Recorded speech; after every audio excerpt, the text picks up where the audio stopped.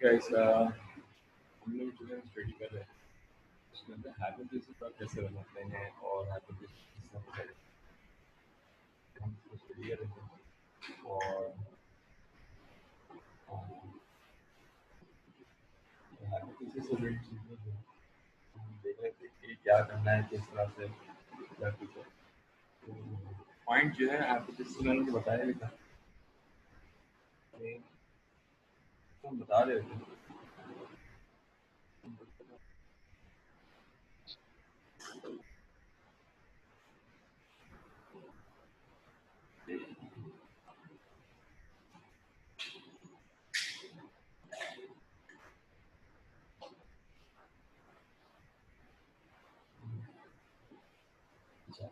तो इसके अंदर जो है आपके पास हाइपोथेसिस का मैं बता रहा था हाइपोथेसिस कैसे काम करता है क्या कुछ करता है कैसे चीज़ें मैंने आपको ऑलरेडी दी हुई है और क्लास के बाद मैं आपके अटेंडेंस में अपलोड कर दूंगा मैं उसमें आप मार्क कर दीजिएगा सबके अटेंडेंस जो है जो है उनके मार्क करेंगे अटेंडेंस लगा दूंगा और अलग बात जो है बोल रही है अच्छा हम ये चाह ये रहे हैं कि हम देखें कि हाइपोथेसिस जो है हम कैसे लिख रहे होते हैं क्या कर रहे हैं लेट्स से आपके पास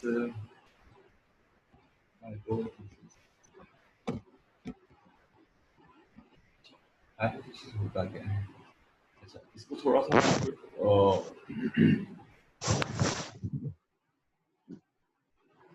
अच्छा हाइपोथेसिस होता क्या है मैं तो इसको हम कहते हैं खाता आप ये बताते हैं कि आप करना क्या चाह रहे हैं आपका रिसर्च क्वेश्चन क्या है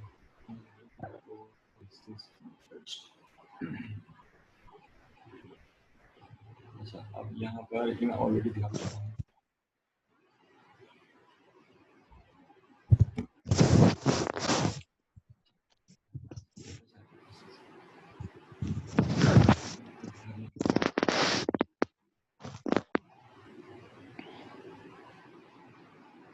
ओके अब यहाँ पे देखिए specific clear testable proportional predictive statement about the possible outcome of scientific research study based on particular property of population. Does that presume difference between groups of particular variable relationship between the variables? अब आपके पास क्या है ये मैं इसको copy करता हूँ क्योंकि मुझे समझाना है इसको ठीक है और हम यही टॉपिक आज के दिन स्टडी भी कर रहे हैं अब आपने क्या किया कि आपने लिखा क्या ओके आपने लिखा हाइपोथेसिस अब इसकी एग्जांपल लेते हैं अच्छा ये बताइए कितने स्टूडेंट जो हैं हमारे वो लेट सोते हैं सही है वो लेट गो टू द जो बेड जाते हैं वो देर में सो रहे होते हैं 2-2:30 बजे सो रहे होते हैं हाउ मेनी ऑफ यू आप हैंड रेज करेंगे मुझे पता लग जाएगा शाबाश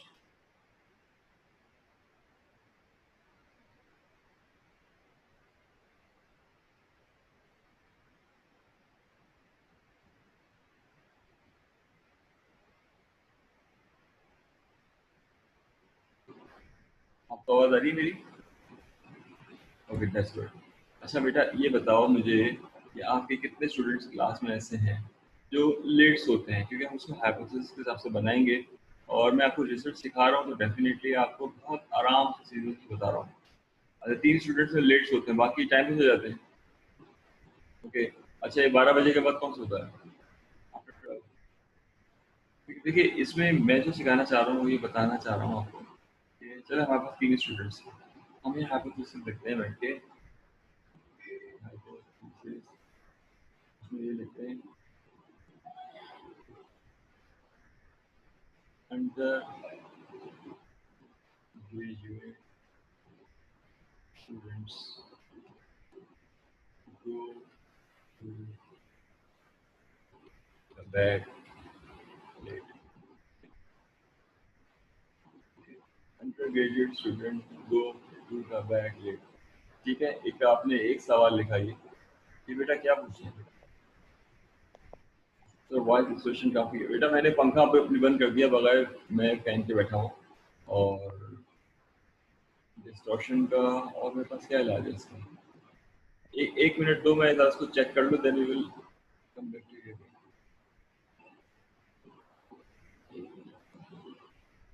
लेट मी चेक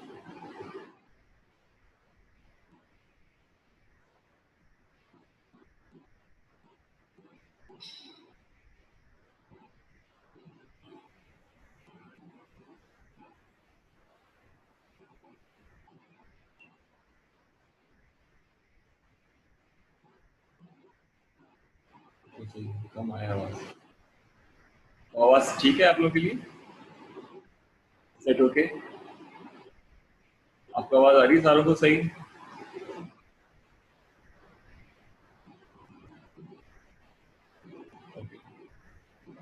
अब आवाज आपको सही आनी चाहिए। ठीक है। अच्छा, अब मैं ये कहना चाह रहा हूँ आपको कि आपके पास जो है हम एक रिसर्च टॉपिक लिखते हैं। उसमें रिसर्च टॉपिक का पहली चीज है अंडर ग्रेजुएट स्टूडेंट गुड कर रहे हैं।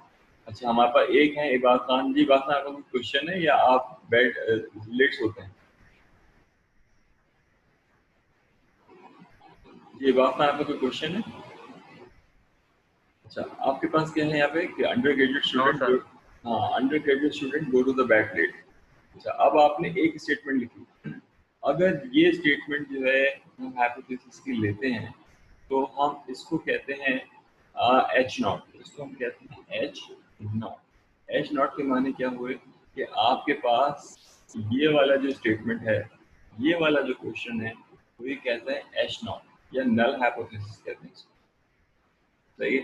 अच्छा, उसके बाद ऑल्टरनेट हाइपोथेसिस होता है, इसको एच ए कहते हैं। एच ए के माने ये कि ये स्टेटमेंट फॉल्स है। H not is not true. इसके माने क्या है? H not is not true. आप कॉन्ट्राडिक्टिंग बात कर रहे हैं इसका मतलब ये है कि आप कह रहे हैं कि ये स्टेटमेंट जो है सही नहीं है, कॉन्ट्राडिक्टरी स्टेटमेंट। बात समझ में आ गई यहाँ पे? Is that clear? ओके, अब इसके अंदर आप कहेंगे कि साहब पढ़ाना क्या चाह रहे हैं, हमें ये बताइए, हम उस पॉइंट पे नहीं पहुंच पा रहे हैं, क्या बताना चाह रहे हैं? हम कह रहे हैं, मैं ये कह रहा हूँ कि आप जो ये स्टेटमेंट बता रहे हैं, ये स्टेटमेंट या तो ट्रू होगी, ये स्टेटमेंट या तो ट्रू होगी या तो ये स्टेटमेंट क्या होगी? फॉल्स होगी। या तो स्टेटमेंट ट्रू होगी या तो स्टेटमेंट फॉल्स होगी। अब आपने क्या किया? सर्वे करवाया। अब आपने क्या किया? सर्वे करवाया। सर्वे किस पे करवाया? आपने लिखा था इसमें सर्वे मंकी पे। मैं आपको बता चुका हूँ ऑलरेडी लास्ट क्लास। सर्वे मंकी पे आपने सर्वे करवाया या फिर आपने माइक्रोसॉफ्ट फॉर्म पे सर्वे करवाया? सही है। आपको मैं दिखा देता हूँ दोबारा से, आप उसको देख लीजिए।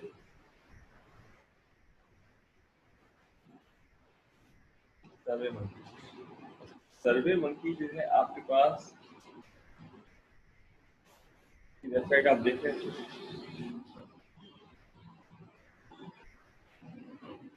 ठीक है, सर्वे मंकी की आपकी वेबसाइट कुछ इस तरह से ये चल रही होती है और ये इसका लोगो होता है। अच्छा, अब हम ये कह रहे हैं, चाह रहे हैं कि देखिए इस स्टेटमेंट पे आपके जब आप इसको चेक करते हैं उसमें देखते हैं कि आपके पास अगर 95% प्लस लोग, अगर हम कह रहे हैं 95% प्लस लोग ये कहते हैं कि वो लेट सोते हैं, यानी लेट स्लीपर्स हैं, सही है, या late go to the bed है।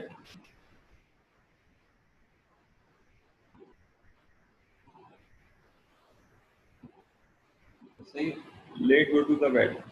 इसका मतलब क्या है? अगर वो 95% स्टूडेंट कहते हैं, इसका मतलब एच नॉट ट्रू हो जाएगा।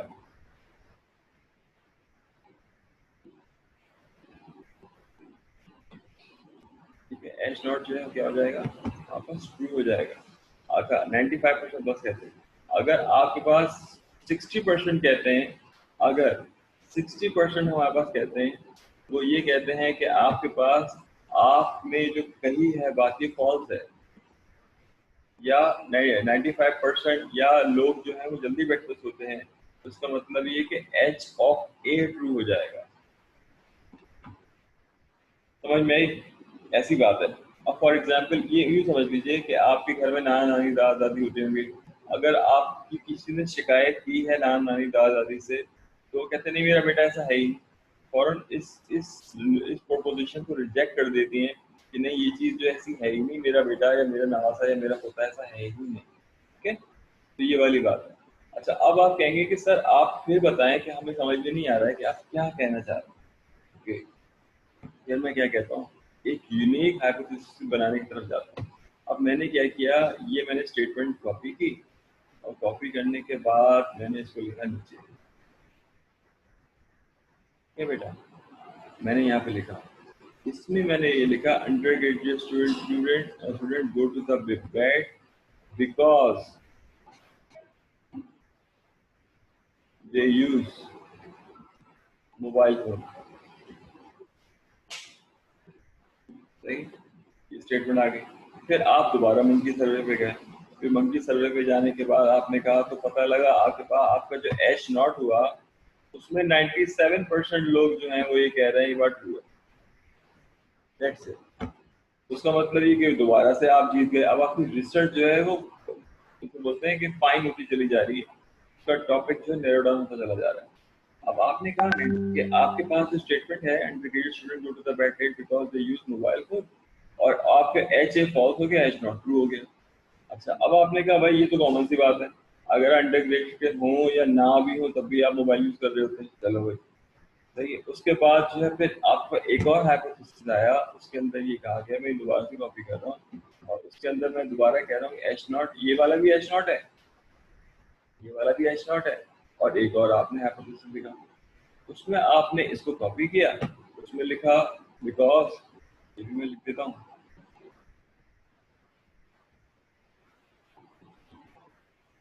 अच्छा, मैं दोबारा यहाँ लिख देता हूँ, उसके बाद मैं ये कहता हूँ अच्छा because they under go to the battery,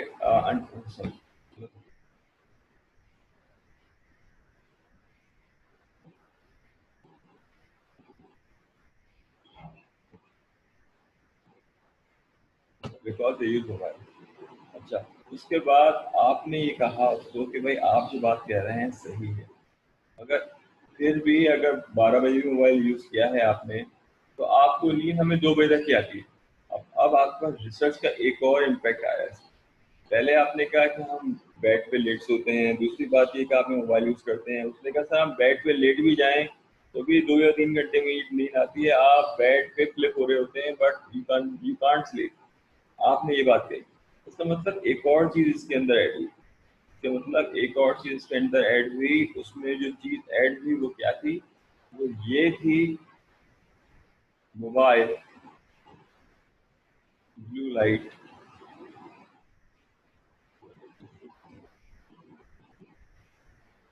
vigilant your brain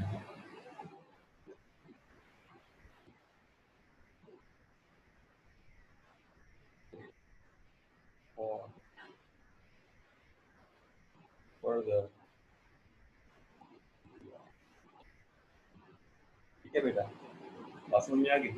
अब एच नॉट क्या है, अंडरग्रेजुएट स्टूडेंट्स हैं ये, बैग पे जल्दी जा रहे हैं, मोबाइल फोन यूज करते हैं, ब्लू लाइट जो है इनके दिमाग को चार्ज करके विजिलेंट बना देती है, और ये 2 घंटे अगर अगर 12 बजे तक मोबाइल में यूज किया है आपके पास, उसका मतलब उन्हें 2 बजे नींद आएगी। उसकी वजह ये है कि ये ब्लू लाइट क्या करती है कि इंसानों को क्या करती है, वो आपको ब्रेन को चार्ज कर देती है।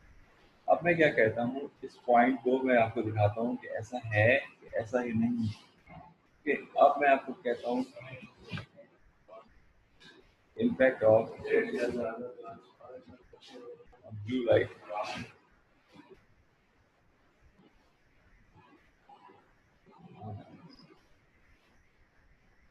पहली बात, ये ब्लू लाइट बहुत ज्यादा खतरनाक होती है, बहुत ज्यादा डेंजर होती है। अच्छा, उसके बाद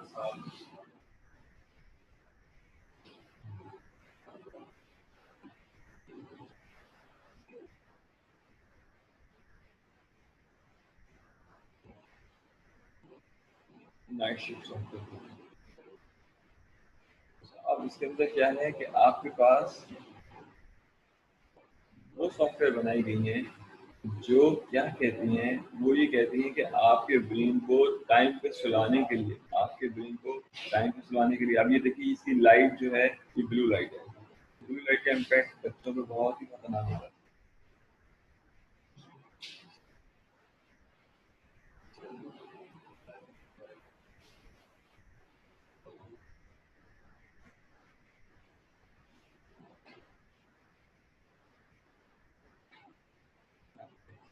बताना चाह रहा हूँ,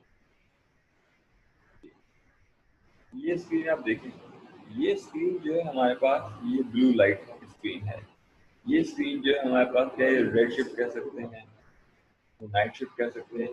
इसका इम्पैक्ट जो है ह्यूमन आइज पे ज़्यादा खतरनाक नहीं होता, यानी कि अगर आप 12 बजे तक भी मोबाइल यूज़ कर रहे हैं तो आपको 12:15 तक 10 मिनट की नींद आ जाएगी, क्योंकि ये ब्रेन को चार्ज नहीं करती, मतलब ये ब्रेन को चार्ज करती है। अब अगर आप हाथ रख कर देखें, यानी कि रेड शिफ्ट को आप छुपा दें और आप सिर्फ इसको देखें, तो आपका ब्रेन जो है ज़्यादा वर्क करेगा। मगर आप अगर इसको छुपा दें, इस पोर्शन को छुपा दें और इसको देखें, तो ये आपको कूल लगेगा, आपको एक सुकून में लगेगा। तो आपने रिसर्च का एक और इम्पैक्ट यहाँ पे देखा, उसमें यहाँ देखा कि undergraduate student go to the bed because they use mobile. सही है, पहली बात ये कि मोबाइल यूज़ करते हैं, और दूसरी बात ये है कि उनके पास जो मोबाइल है उसके अंदर ब्लू लाइट जो है वो ह्यूमन ब्रेन को ऑन कर देती है 2 घंटे के लिए, मजीद 2 घंटे के लिए। अच्छा, उन्होंने कहा सर अच्छा चलें, ये बात भी है। उसके बाद जो चीज़ है जो कि और अलार्मिंग है, वो बॉयज एंड गर्ल्स दोनों के लिए, उसमें ये कि सोशल इम्पैक्ट, सोशल मीडिया और this negative impact on human health. ठीक है बेटा। अच्छा, अब सोशल मीडिया कॉज, देखिए तो मैं आपको एक क्वेश्चन भी दिखा दूंगा, इसके अंदर मैंने इस पे काम ऑलरेडी किया हुआ है। इसमें है क्या, मैं दोबारा बताना चाहता हूँ। अब आप यहाँ पर आपके पास क्या है, सोशल मीडिया इम्पैक्ट क्या है।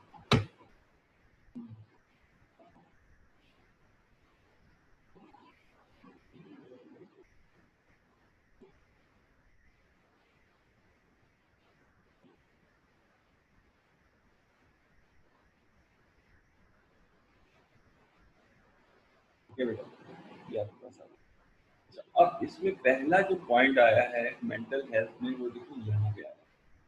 मैं इसको ओपन कर रहा हूँ, आपको दिन लग भी रहा होगा।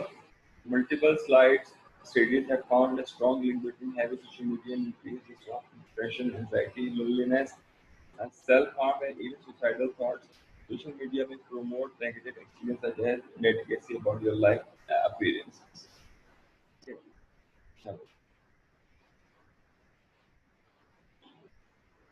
ओके, अब आप यहाँ पे मुझे ये बताइए कि ये जो है आपको negative expect of social media यहाँ पे बता दिया है आपको। तो आप कहेंगे कि सर इस चीज़ का हमारे बिजनेस से क्या ताल्लुक है, हम आप इसको क्यों रिलेट कर रहे हैं, कोई वजह तो होगी इसके अंदर। अच्छा, अब मैं आपको ये वजह बताना चाहता हूँ क्या है क्या नहीं। पहले में एक जो है एक्ट्रेसेस है जिस पे इसका इम्पैक्ट डायरेक्ट हो रहा था। मेरे ख्याल से अब बाय एलिशा, मेरे ख्याल से कौन है,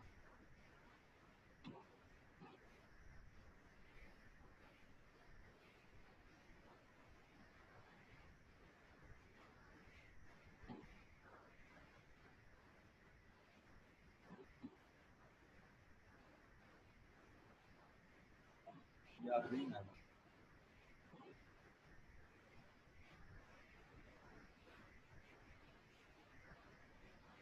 ये मुझे याद नहीं आ रहा। मैं आपको बता दूंगा, एक हीरोइन है, उसका नाम कुछ एलिशा है, कुछ करके उसका नाम है। उसने सोशल मीडिया की वजह से, एलिशा, हाँ ये है, पता नहीं मुझे बिल्कुल वो नहीं, मैं असल में स्टडी कर रहा था इसकी।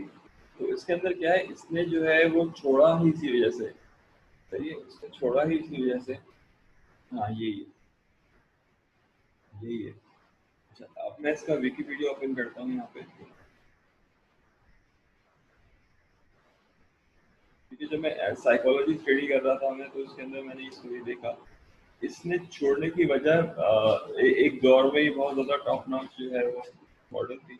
और उसके बाद जो है क्या हुआ, उसकी जो छोड़ने की वजह थी वो यही वजह थी कि इसने उसके बाद कोई हेल्थ पे काम नहीं किया। रीज़न उसकी बहुत सिंपल सी थी। रीज़न सिंपल सी मुझे कि सिर्फ यही रीज़न है कि इसका सोशल मीडिया पे कमेंट्स जो हैं वो बहुत नेगेटिव कमेंट्स के मुतालिक आए। तो दैट्स व्हाई शी लेफ्ट, इसकी छोड़ने की रीज़न यही थी। अब कहने का मकसद यही है कि आपको सोशल मीडिया इम्पैक्ट की वजह से लोग क्या करते हैं, लोग सुसाइड भी कर लेते हैं, तमाम चीज़ें। अब एक केस जो था वो 2-3 महीने पुराना केस था। उसमें एक किसी यूनिवर्सिटी के लेक्चरर थे, कोई एलिगेशन लगा दी थी, वो ऐसा था नहीं, तो सुसाइड कर ली। द पॉइंट इज दैट कि देखिए हम जब रिसर्च टॉपिक ले रहे होते हैं, उसमें आप ये चीज़ ज़रूर रखते हैं, ये चीज़ आप ज़रूर ज़रूर रखते हैं कि आप जो है उसका इम्पैक्ट क्या पड़ा सोसाइटी पे। एक बंदा है जो परेशान है, पहली बात ये मोबाइल को यूज कर रहा है, लोगों से चैट कर रहा है, और लोगों से चैट करने के बाद वो 3 या 4 चीजें देखेगा। सबसे पहली वो चीज क्या देखेगा, सबसे पहली वो चीज बच्चा जो है वो देखेगा, वो ये देखेगा कि मेरी बर्थडे पे कितने विशेष आ रहे हैं। सबसे पहले ये देखेगा। नंबर 2 ये देखेगा कि आपके पास लोग आपको प्लीज कैसे करते हैं, हाउ दे, यानी किस तरह से आपको वो रख रहे होते हैं। नंबर 3 वो ये देखेगा कि आप जो है वो आपके फ्रेंड जो हैं, सही है, वो आपको सोशल मीडिया पे किस तरह से रिप्लाई करते हैं, किस तरह से आपको जवाब दे रहे होते हैं, किस तरह से वो लाइफ को एंजॉय कर रहे होते हैं। ये सारी चीजें हैं इसमें, इसका इम्पैक्ट है इसमें। नंबर 4 उसके बाद ये होता है कि आपकी जो फैमिली मेंबर्स हैं वो आपको कितनी रिस्पेक्ट दे रहे हैं, आपको कितनी इज्जत दे रहे हैं। आप ये सारी की सारी चीजें। नंबर 5 इसके एक पॉइंट्स है, मैं आपको ये एक एक चार्ट है अमेरिकन साइकोलॉजिकल सोसाइटी का, मैं आपको डिस्कस करूंगा आपको। अच्छा, अब इसमें एक पॉइंट ये भी है कि आपको, जिसे बोलते हैं कि लेट से, आप हम सिंपल से एग्जांपल लेते हैं। लेट से हमारे पास एक गर्ल स्टूडेंट है या एक बॉय स्टूडेंट है। तो बॉय स्टूडेंट जो है वो ये देखता है कि आप उसके ग्रुप के लोग जो हैं उसको कभी इज्जत ही नहीं देते, नहीं कभी उसको रिस्पेक्ट ही नहीं देते, उसकी बात को सीरियस नहीं लेते। और जब वो बात करता है उसका मजाक बनाया जाता है, सही बात भी करता है तभी उसका मजाक बनाया जाता है, और लोग उसको वैल्यू नहीं देते। और इन फ्रंट ऑफ पब्लिक जो है वो उसको जो है वो ह्यूमिलेट करते हैं, सही, इन पब्लिक। तो ये आपके पास नेगेटिव इम्पैक्ट होता है। अच्छा, एक इससे रिलेटेड जो है साइकोलॉजिकल काफी मूवीज है। अब मुझे कुछ मूवीज का नाम याद नहीं आ रहा। तो एक मूवी थी, उसके अंदर जो था वो यही था कि वो ह्यूमिलेट करते हैं बंदे को, बहुत बहुत इंटेलिजेंट लड़का होता है, और उसके बाद जो है उसमें प्रॉब्लम्स आती है, वो बहुत ड्रास्टिक प्रॉब्लम्स आती है। तो कहने का मतलब ये है, आपके सामने मैंने जो एग्जाम्पल रखी, मैंने ये एग्जाम्पल रखी। अच्छा, अब इसकी एग्जाम्पल के अंदर जो है ये अब कोई फिल्मों में काम नहीं करती है। तो ये किसी, क्यों, क्योंकि इसकी अपीयरेंस को देखते हुए, इसकी अपीयरेंस को देखते हुए क्या किया था लोगों ने, बहुत नेगेटिव कमेंट किए थे। इसकी लास्ट जो मूवी थी वो आपके पास, मेरे ख्याल से बैटमैन थी, क्योंकि मैं जब साइकोलॉजी स्टडी कर रहा था तो मैंने ये देखा था कि बैटमैन मूवी के अंदर जो है, आई डोंट नो, मैंने मूवी देखी नहीं है ना, मुझे इतना शौक है ना टाइम मेरे पास होता है देखने का। तो इस हेरोइन ने ड्रेसिंग वगैरह पूरी कवर थी, तमाम चीज़ें सही थी इसकी। But the thing is that उसके बावजूद लोगों ने उस पर बहुत ज़्यादा नेगेटिव कमेंट दिए थे, एक्सट्रीम नेगेटिव कमेंट दिए थे, और आपके पास ये तमाम चीज़ें आ रही हैं। तो आप ये इसको देख सकते हैं। तो ये आप सोशल मीडिया का जो इम्पैक्ट है ह्यूमन को, बहुत नेगेटिव आ रहा होता है, बहुत ज़्यादा नेगेटिव आ रहा होता है। तो अब आपके पास क्या हुआ कि एक क्वेश्चन ये बनेगा कि लोग बेड पे लेट जाते हैं क्योंकि वो मोबाइल यूज करते हैं, और उसके बाद इलेक्ट्रॉनिक डिवाइसेस की जो फ्रीक्वेंसीज हैं, जो लाइट हैं, उनके ब्रेन को चार्ज कर देती हैं रात में। नंबर 3 ये कि उसके बाद सोशल मीडिया का नेगेटिव इम्पैक्ट है ह्यूमन हेल्थ के ऊपर। तो ये तमाम चीज़ें जो हैं, अच्छा इसमें जो है क्वेश्चंस ये भी होते हैं कि आप जो है अगर बेड पे लेटते हैं तो आप कितनी दफ़ा करवट बदलते हैं। सही है, आप जाहिर सी बात है, अगर आप जाग रहे हो ये भी तो बताएंगे आप कितनी करवट बदलते हैं। अगर आप सो रहे हैं तो आपको पता ही नहीं आप कितनी करवटें बदल रहे हैं। पॉइंट जो है वो यही है कि उसमें ये क्वेश्चन भी होता है। उसकी बात ये है कि आप जो है अपने फ्रेंड्स की हैप्पी बर्थडे देख के या कोई इवेंट देख के आप खुश होते हैं या आपको बुरा लगता है, सही है, आपको फीलिंग कैसी होती है। तो अगर आपके पास कितना ही आपका अच्छा दोस्त हो, कितना ही कुछ हो, और आप उसको विश कर रहे हैं, अगर आपके दिल में ग्रजेस जरूर, एक चीज़ जरूर होती है कि यार मेरी भी इस तरह से सेलिब्रेट की जाए, लोग मुझे विश करें। तो लेट से आपके जो फ्रेंड्स हैं वो पूरे के पूरे दोस्त पाकिस्तान टूर पे चले जाते हैं घूमने के लिए आपके पास समर्स के अंदर, सही है, मगर आप जो है वो नहीं जा पाते, आप किसी को शेयर करवाते हैं, तो आप बहुत लोनली फील करते हैं। आप कहते हैं कि यार ये क्या बात हुई। या आप जो है लेट्स से आपके सारे फ्रेंड्स जो हैं वो एक अच्छी लाइफ स्पेंड कर रहे हैं, और आपके पास एक नॉर्मल लाइफ स्पेंड कर रहे हैं, मगर आप पढ़ने में अच्छे हैं, मगर फिर भी आपके पास इम्पैक्ट आ रहा होता है। तो आप ये सोच रहे हैं कि दिमाग की एक एक सबकॉन्शियस में चीज़ हो रही होती है कि आप ये चीज़ आपके लिए बुरी हो रही है। कहने का मेरा मतलब यही है। हाँ, ओके, कहने का मेरा मतलब यही है कि आपके पास जो चीज़ें हैं, आपके पास तमाम जो चीज़ें मौजूद हैं, आप ज़रूर ये देखते हैं, आप ज़रूर ज़रूर ये देखते हैं सर, हाँ से हम एग्जीक्यूट कर रहे हैं, क्या हम देख रहे हैं। अब आप बताइए कि जब ये हम हाइपोथेसिस हम मार्केट हम रिसर्च के लिए लेके आएंगे, तो आपके पास कितनी ट्रैफिक आएगी, आपके पास कितने लोग उसका जवाब दे रहे होंगे? जी, एनी कमेंट्स? तो जवाब देगा। अगर आप ये हाइपोथेसिस लेके जा रहे होंगे और अपने रिसर्च के लिए जा रहे होंगे, तो आपके पास जवाब क्या आएगा? कोई भी कमेंट दे दे मुझे, क्या होगा, क्या कुछ होगा इसमें, आपको लगता है इसमें रियलिटी है या फेक है ये? जरा बताइए।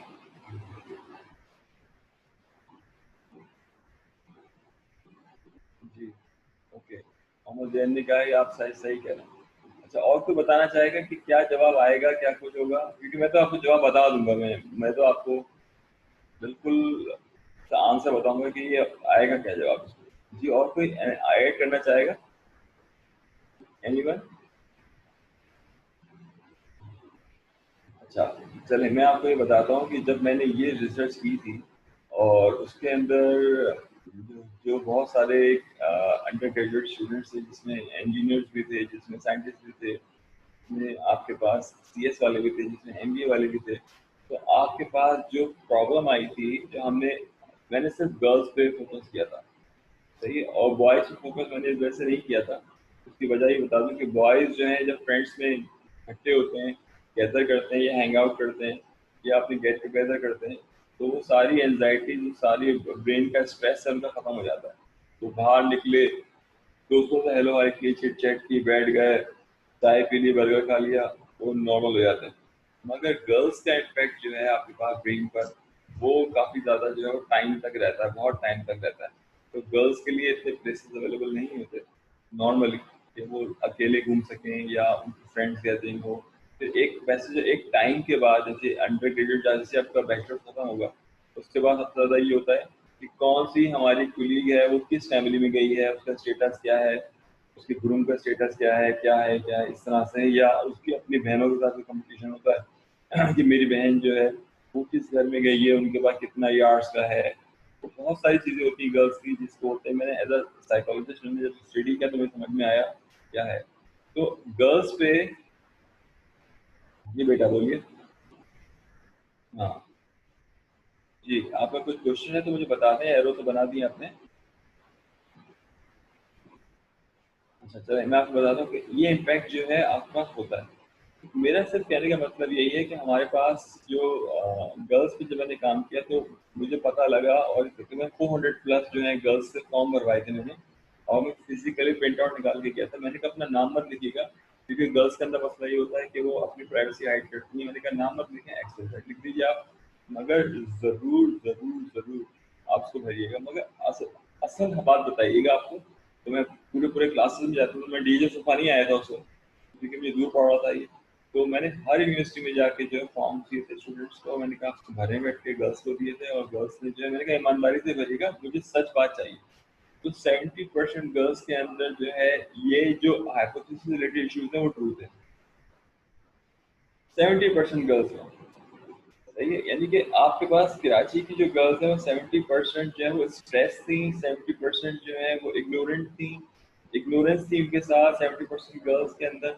कोई यानी कि उनको बड़ी ज़बरदस्त काउंसलिंग की ज़रूरत थी कि उनको जो है कि लाइफ को नॉर्मलाइज किया जा सके, ठीक है। और उनको बहुत जल्दी गुस्सा आता था, और रात में जो है उनका बेड फ्लिपिंग जो है वो ज़्यादा होती थी।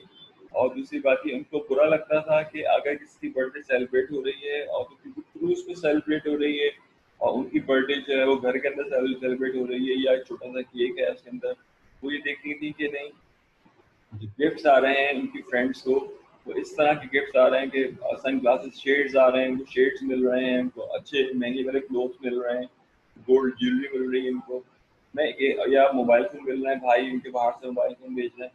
मगर ये गर्ल्स जो है ये फील करती थी कि नहीं, ये चीज़ जो है वो हमारे साथ नहीं है ऐसी।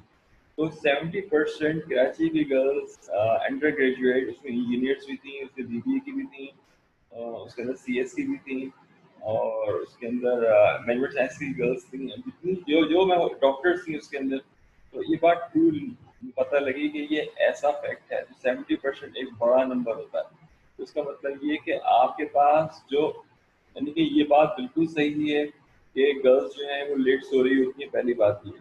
तो बिल्कुल फैक्ट है इसके अंदर, इसमें कोई बात नहीं है, क्योंकि रिजल्ट हमारे पास आए थे बहुत, में ये बात ट्रू थी। उसके बाद ये कि मोबाइल फ़ोन देखने के बाद, उनको सोशल मीडिया देखने के बाद, या व्हाट्सएप देखने के बाद, या अपने फ्रेंड्स की गैदरिंग को देखने के बाद, या बर्थडे देखने के बाद, उनका मसला जो था दिमाग के अंदर वो बहुत ज़्यादा बढ़ जाता है। वो आपके पास जेलसी फैक्टर उनके अंदर आ जाता है, जेलसी नहीं कह सकते, कंपैरेटिव कंपैरिजन फैक्टर आ जाता है उसके अंदर। और ये चीज़ जो है बड़ी उनके ब्रेन को डैमेज करती है, बहुत ब्रूटली डैमेज करती है, नंबर 1। नंबर 2 और नंबर 3 ये कि ब्लू लाइट इफेक्ट जो है आपके पास क्या है, मैंने आपको ऑलरेडी मैं बता चुका हूँ कि ब्लू लाइट इफेक्ट जो है उनको पता नहीं होता। हमारी कितनी ऐसी गर्ल्स हैं जिनको ये पता है कि उनको नाइट शिफ्ट यूज़ करना है या रेड लाइट यूज़ करनी है मोबाइल में? जी ज़रा बताइए। हमारी कितनी गर्ल्स हैं ऐसी इस क्लास में जो ये जानती हैं कि उनको रात 10 बजे जो है आप उनका मोबाइल जो है वो नाइट शिफ्ट पे चला जाए या ब्लू लाइट पे चला जाए? हैंड रेस करेंगी? इनको पता था इस क्लास से पहले? ऐसी कोई है गर्ल्स? गर्ल्स हमारी क्लास में हैं तो ना? हाँ है ना गर्ल्स। अच्छा खैर, पता नहीं था, कोई बात नहीं। तो अच्छा, अब इसका मतलब क्या है? इसका मतलब जो है वो यही है कि पहली बात ये हमारे पास मोबाइल में मौजूद है, ब्लू लाइट का इम्पैक्ट उनके पास आ रहा होता है। नंबर 3 जो बात है वो आपके पास क्या है, उसकी वजह ये, अब जब ब्लू लाइट का इम्पैक्ट आपके पास आ रहा होता है तो ब्रेन आपका चार्ज हो जाता है। जब ब्रेन आपका चार्ज हो जाता है तो आपके पास कुछ इंटरेस्ट तो है नहीं। अब आप ये देख रहे होते हैं कि आपकी गैदरिंग जो है वो कैसे हो रही है। आपकी गैदरिंग कैसी हो रही है, आपका लेट से असाइनमेंट्स की बात कर रहे हैं तो आपके दोस्त असाइनमेंट कैसे जमा करवा रहे हैं, मगर इसका इम्पैक्ट फिर भी इतना नहीं होता असाइनमेंट्स का, सीजीपीए का। बॉयज तो ये लेते ही नहीं है। अगर इनके दोस्त की जो है सीजीपीए 4 आ रही है और इनकी सीजीपीए जो 2.1 आ रही है तो दे नेवर बॉदर, ये सोचते ही नहीं है इसके मुताबिक। या इनके दोस्त ने अगर CG 125 ली है, या इनके दोस्त ने अगर नई कार ली है और इनके पास 70 सीसी ही है तो दे नेवर बॉदर, ये इनके दिमाग में होता नहीं है। मगर इसका जो है सोशल मीडिया का जो इम्पैक्ट है, नेगेटिव इम्पैक्ट है, वो ह्यूमन हेल्थ पे होता ही होता है और क्रिश्चियन गर्ल्स पे होता है। तो आपको ये आज की क्लास में समझ में आया कि हम हाइपोथेसिस जो है किस तरह से डिजाइन करते हैं, उसके अंदर फैक्टर्स क्या होते हैं। अच्छा, उसके अंदर जो है आपके पास चीजें होती हैं, तो y = mx + c। ये जी, ये हमारे पास क्या है,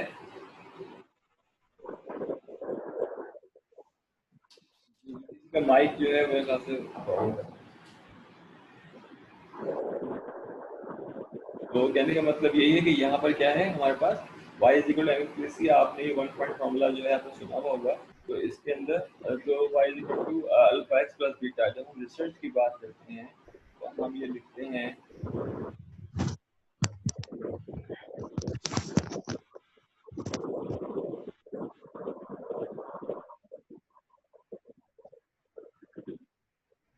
अच्छा,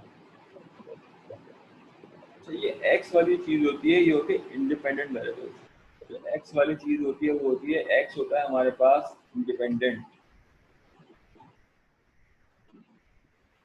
वेरिएबल्स। अच्छा, उसके बाद जो y हमारे पास जो होता है डिपेंडेंट वेरिएबल्स। ठीक है बेटा। अब ये बताओ आपको आज की डेट के अंदर समझ में क्या क्या आया? कोई भी इसको समराइज करना चाहे, यानी आप बता दें या फिर दीपक बता दें, भले कोई भी बता दें, आपकी डेट में आपने समझा क्या कि हमारा टॉपिक था क्या? और टॉपिक जो है मैं आपको यहाँ ओपन भी कर देता हूँ। टॉपिक जो था हमारे पास वो ये था। जी, कोई भी बच्चा बता दे कि हमने आज की डेट में पढ़ा क्या है। जनरल हाइपोथेसिस बता दिया मैंने, अल्टरनेटिव बता दिया, सब चीज़ें बता चुका हूँ मैं। आज ही की डेट में बताइए, इस तरह बताइए। जी, अच्छा, H not represent null hypothesis. Mu m is the mean motivation level of the man and mu m is the mean motivation level of woman. आपके पास ओके। इसमें क्या है, in order to make research valid you must find proof और in the case use Sarves.